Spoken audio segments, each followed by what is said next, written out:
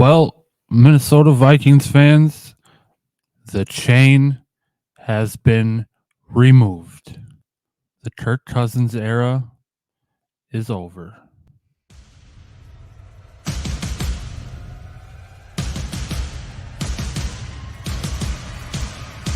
Oh my God. Block.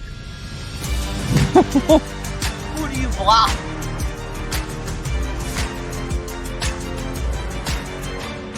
Brandon Powell. You have Brandon Powell pushing Nick Mullins to get a first down. What? Why?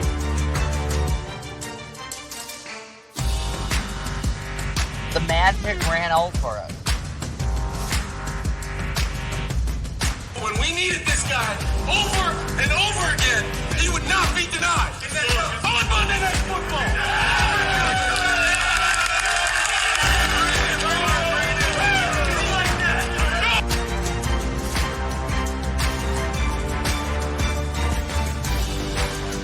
Go Vikings. Yo, what's up? Welcome back to Vikes Vibes. Big news broke yesterday. A lot of us unfortunately saw it coming. Man, I just man, it's kind of bittersweet. To be totally honest. The legal tampering period, it started yesterday, 11 o'clock a.m. My time, which is Central Time, and the news broke about Kirk Cousins about a little before 1:30 in the afternoon. So it did take about 2.5 hours for it to be official. I mean, it's technically not official until you sign the contract, which is tomorrow, Wednesday, March 13th. That is the new lead year. That's when you can sign. So, but they agreed to terms, the Atlanta Falcons and Kirk Cousins, on a 4-year deal. I believe it was like $180 million. 90 guaranteed, I believe, and then there's like $10 bonus, or I don't remember exactly, but I believe he's going to be making around that $45 million per year, which, I'm actually very glad that the Vikings didn't match the Falcons, because there's no way we could have. There's no way we can give Kirk $45 million a year. There's no way. We still have to sign Justin Jefferson. We still haven't done that, which is kind of mind-boggling to me. What are we waiting for with that? Like, just if we would have matched that with Kirk, we wouldn't have been able to do a damn thing in free agency or anything. And we went on a little bit of a shopping spree yesterday. But before that, Kwesi Adofo-Mensah, the GM of the Vikings, he put out a statement yesterday following the Kirk Cousins news, and so I'll read it. After significant and positive dialogue with Kirk and his representatives, we were unable to reach agreement on a contract that fits the short and long-term visions for both Kirk and the Minnesota Vikings. Kirk holds a special place in Vikings history, and we appreciate his leadership and contributions to the team and the Minneapolis-St. Paul community over the past 6 seasons. We wish him, his wife Julie, and their children all the best. Our approach heading into free agency always included layers of contingencies regarding the quarterback position. We are moving forward with plans that allow us to continue building a roster that can compete for a championship. I do believe that the part in there that their plan was basically to kind of in layers to look at the quarterback position.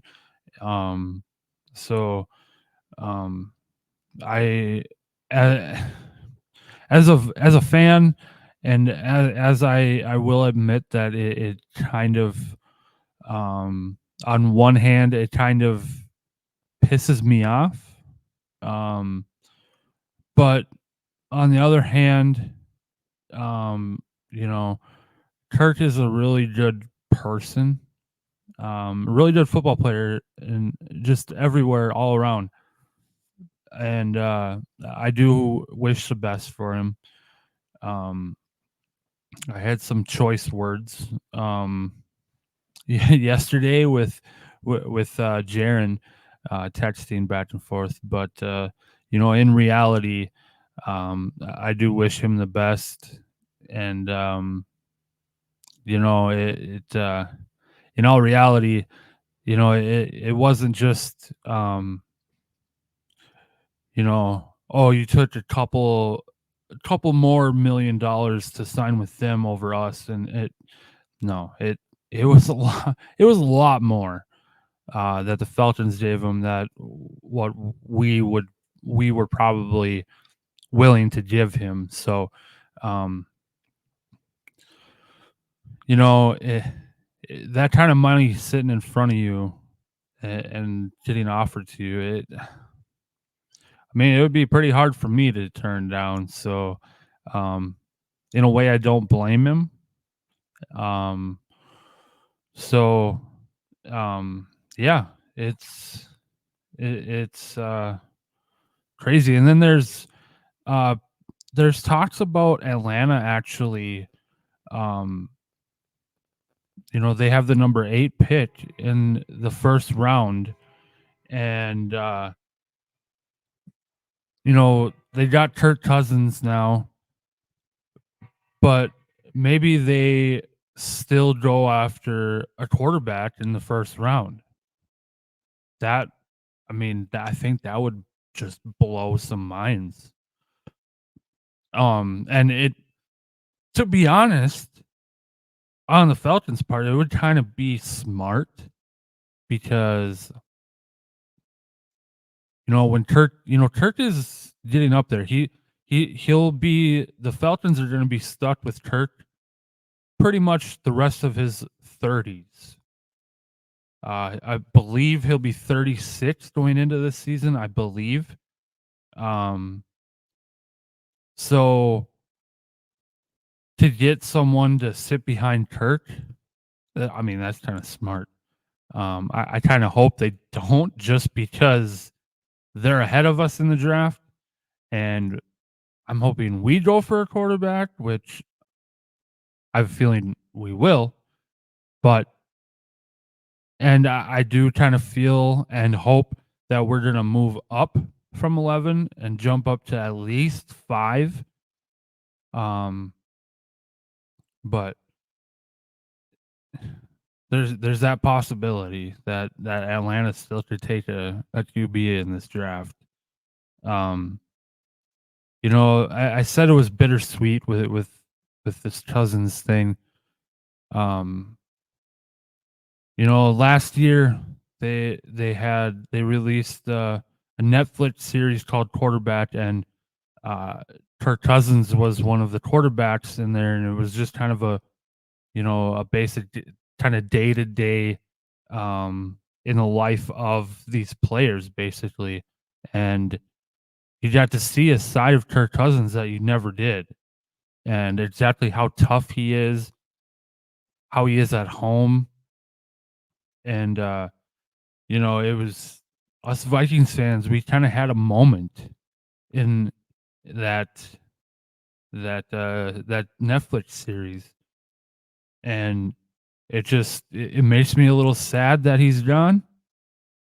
Um, you know, at the at that time, um, we all of us Vikings fans, we all wanted to go sit out around the fire with Kirk with our bonfire hoodies on and just enjoy life. Like, that's the impact that Kirk had on us. And that wasn't even about football. Like, it was, I don't know how else to explain it, but it was a moment for us Vikings fans, and the connection that some of us had with Kirk Cousins, as a person, not even as our quarterback, just as a person in this world.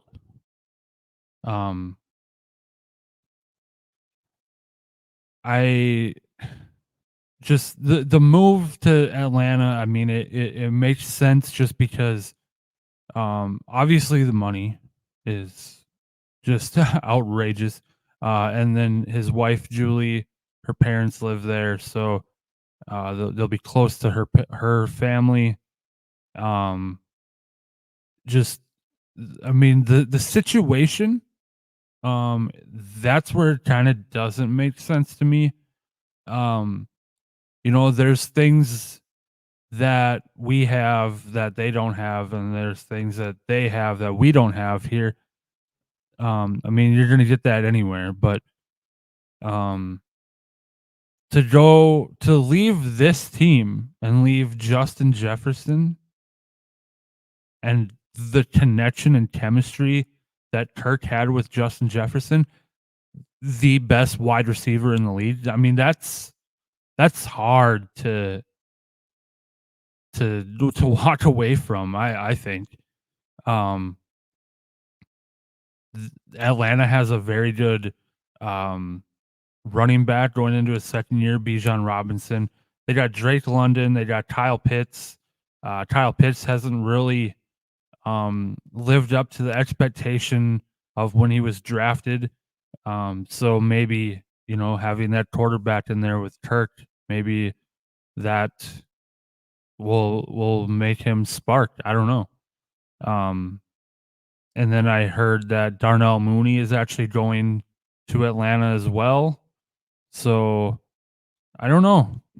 I just think that the receivers that we have are, in my opinion, a lot better than what they have in Atlanta. So, but hey, got to move on. Yeah. There was I said that we did some shopping yesterday, and that included we re-signed David Quessenberry, offensive tackle. We re-signed guard Blake Brandel, and then we went out and we are going to sign defensive end Jonathan Greenard or Grenard. I don't know how to pronounce it, but he was with the Texans. And then linebacker Blake Cashman to a 3-year deal. He was with the Texans, and I believe he was a Gopher in college, and he's from Eden Prairie, I believe. So Minnesota native coming to the Vikings. And then linebacker Andrew Van Ginkel on a 2-year deal. He was previously with the Miami Dolphins. So we're beefing that defense up, and I feel like we are moving forward as if we know that Daniil Hunter will not be on this team this coming season. I do believe that he won't be. Some other names. Well, there's one that I remember. Jordan Hicks. He's no longer with us. He is going to Cleveland. That kind of sucks. Jordan Hicks was very good. Is very good. He was a very good player for us. Then I woke up this morning and, At first, I was like, "What the hell?" Literally, the first words out of my mouth this morning as I got out of bed and looked at my phone. We have, well, we haven't yet because we can't tell tomorrow, but we're gonna sign quarterback Sam Darnold to a 1-year deal, $10 million. Um, the only thing I gotta say about Sam Darnold is that I'm hoping that that is just a bridge QB, and we're still gonna draft a quarterback. Um, it does kind of suck that I know that he's probably gonna start. Um, but you don't really want to rush a rookie in there too fast. But you know, there's different possibilities. You go through training camp and everything like that, and if he's just absolutely outstanding, and it's like, okay, we gotta throw him in here. He's ready. Um, or a few games down the road in the beginning, Donald's not doing so very good. Maybe it's time to put him in there. Um, or if say Donald gets hurt, I mean I don't know if Nick Mullins and Jaron Hall are gonna end up being on the team. Um, you know, start of the season. So who knows if the rookie will be second string, third string, whatever. You know what I mean? Um, it's just, I, and then on the other hand, I guess I feel like Sam Darnold kind of hasn't. He was never given a actual shot. Because he was drafted third overall by the Jets. The coaching situation there sucked. He didn't have anyone to throw the ball to. He didn't have a line. So the Jets, I mean, he couldn't do anything there. Then he went to Carolina where he did all right. I remember when he was in Carolina, we played the Panthers that year, and he had a drive where he led the drive to tie the game at the end of the game, and I believe we went into overtime, and Kirk Cousins threw the game-winning touchdown pass to KJ Osborne to walk off on them, but um, I believe Sam Darnold actually played pretty good in that game.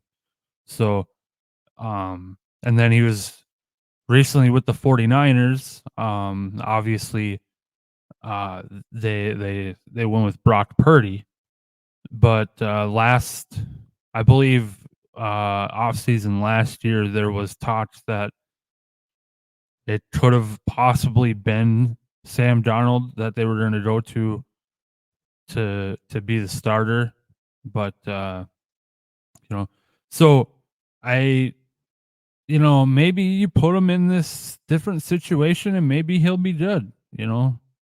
Like Jaron texted me today and said, "Wouldn't that be some shit if he just tore it up here?" Like, hey, I mean, it's possible. I don't know. I can't see it happening. Um, for the sake of him more than likely starting the season for us, I'm kind of hoping that that's the case. Um, I'm just really excited to go out in the draft and get a rookie quarterback. And yeah, there's another um transition that happened this morning, about uh I don't know, 9 o'clock or so, 9-10 o'clock. Um, I believe. Never mind. Don't quote me on that. It was a little before 8:00. So yesterday, the Packers signed Josh Jacobs, running back, and then there was a little bit of time in between there where everyone thought that they were going to have Josh Jacobs and Aaron Jones, and they were going to be a really good running back duo. And then the Packers dropped a bomb and said, we're releasing Aaron Jones. And me and Jaron instantly, boom, we're like, let's go after Aaron Jones. Let's do it. Let's go. And as you know, the day went on yesterday and through the night, kept seeing posts about, oh, the Vikings, they're showing interest in Aaron Jones. And finally, today, this morning, about 8:00,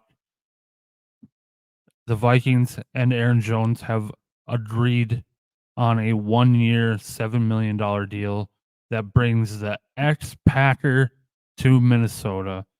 That's going to be great. He's going to be on a revenge tour, playing the Packers at least twice a year this year. I hope he just goes off on the Packers and runs all over them. That was an awesome move. I do give credit to Kwesi on that one.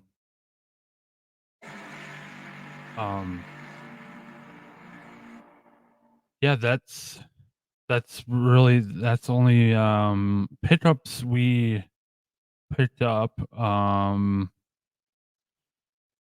Let's see here. The defensive moves, I said we're beefing that defense up.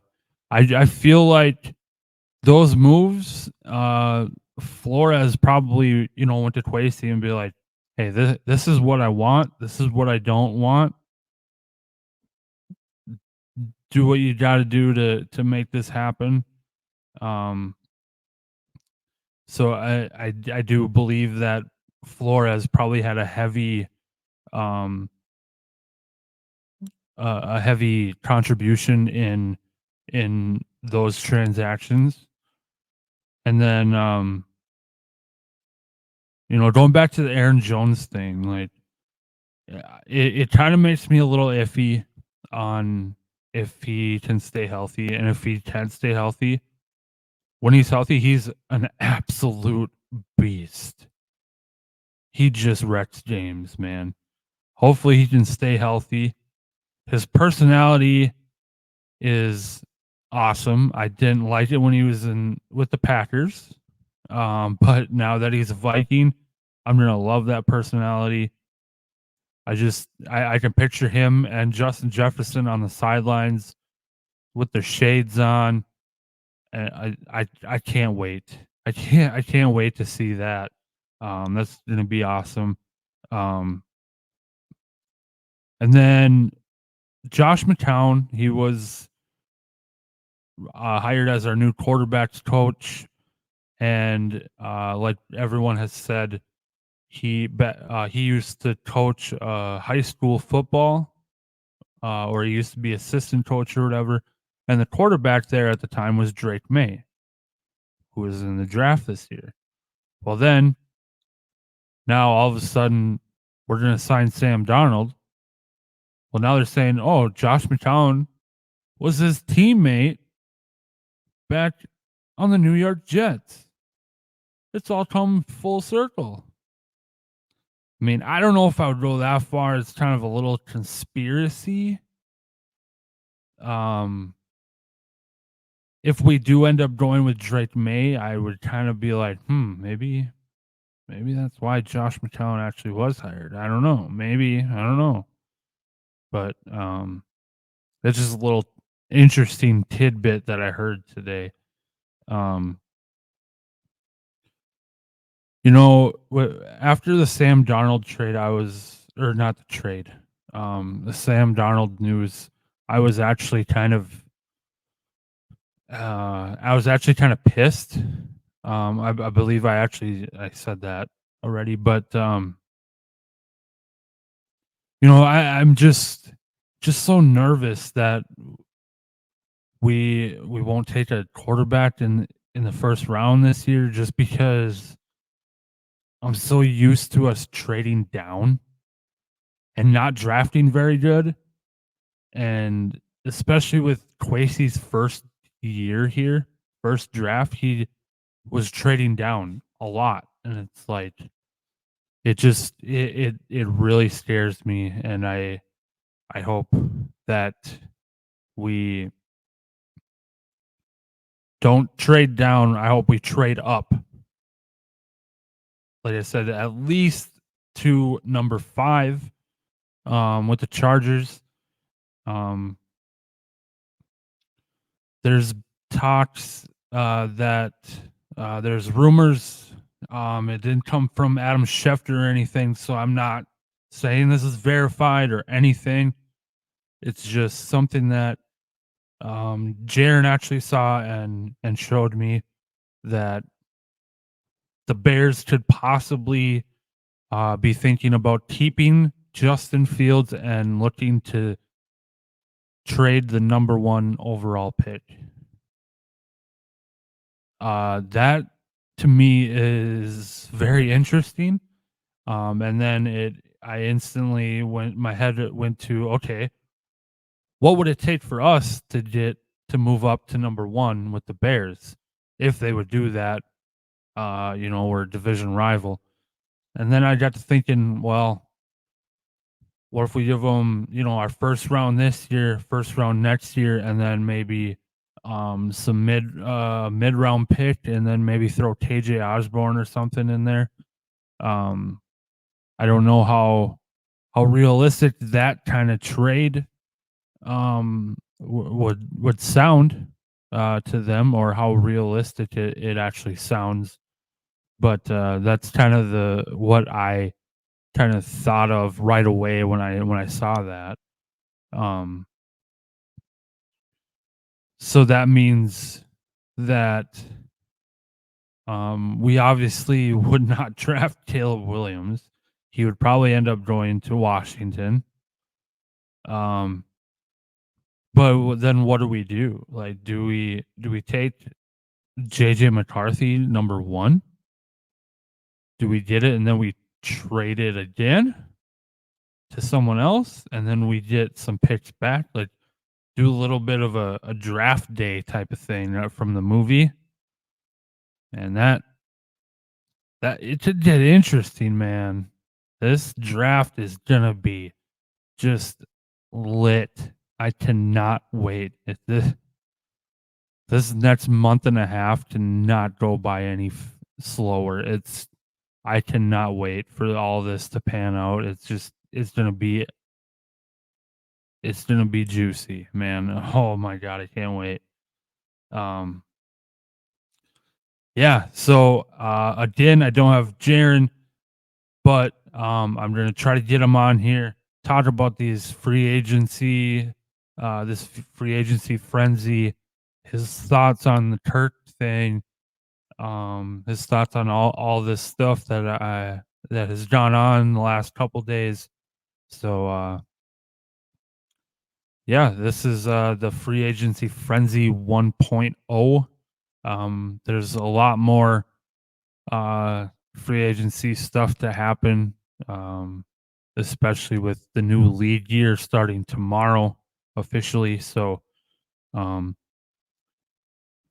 I'll be doing some more videos, uploading them, and then I'm gonna say this now. I don't know if it's gonna be a for sure thing. I'm gonna try my hardest to make this happen, but me and Jaron might do a live coverage of the draft on that Thursday night for the round 1. I really want to do a live show to get our reactions in real time about what's gonna take place in that first round. That show's gonna be awesome. Don't forget to keep tabs on us and watch for that to come out. As soon as I know for sure, I'll be posting something. So keep an eye out. So Yeah, so go to YouTube.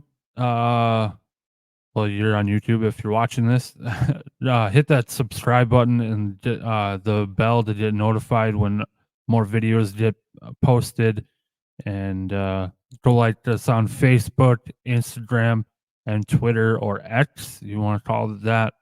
Yeah, we're trying to grow this thing, get it to more Vikings fans. So, yeah, if you're Vikings fans, you enjoyed this, share it with your friends, share it with other Vikings fans, and yeah, we'll see you next time. See ya.